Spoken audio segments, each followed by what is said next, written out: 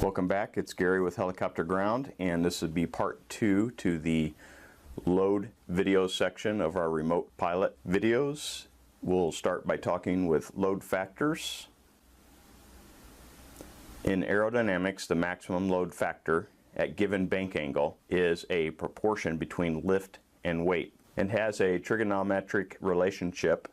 The load factor is measured in G's, acceleration of gravity.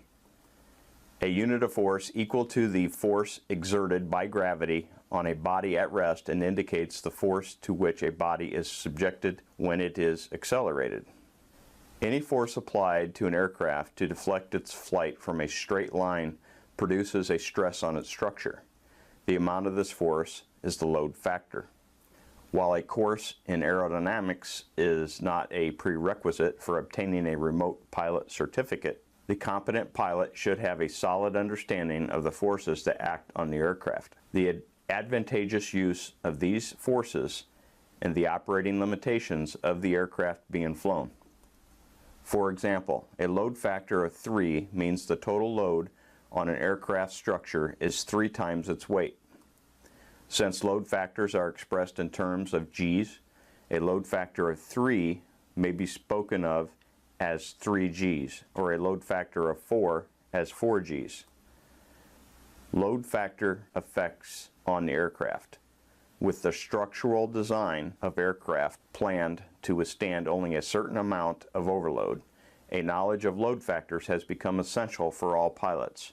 Load factors are important for 2 reasons. 1, it is possible for a pilot to impose a dangerous overload on the aircraft structures.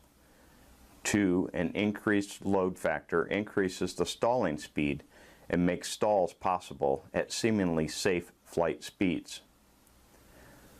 Load factor in turns. At a constant altitude during a coordinated turn in any aircraft, the load factor is the result of 2 forces: centrifugal force and weight. For any given bank angle, the rate of turn varies with the airspeed. The higher the speed, the lower the rate of turn. This compensates for added centrifugal force, allowing the load factor to remain the same. Turns. The load factor increases at a terrific rate after a bank has reached 45 or 50 degrees. The load factor for any aircraft in a coordinated level turn at 60 degrees bank is 2 G's. The load factor in an 80 degree bank is 5.76 G's. The wing must produce lift equal to these load factors if altitude is to be maintained. It should be noted how rapidly the line denoting load factor rises as it approaches the 90 degree bank angle, which it never quite reaches because a 90 degree banked constant altitude turn is not mathematically possible.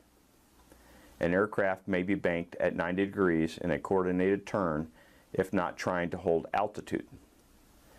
An aircraft that can be held at a 90 degree banked slipping turn is capable of straight knife-edged flight. At slightly more than 80 degrees, the load factor exceeds the limit of 6 G's, the limit load factor of an acrobatic aircraft.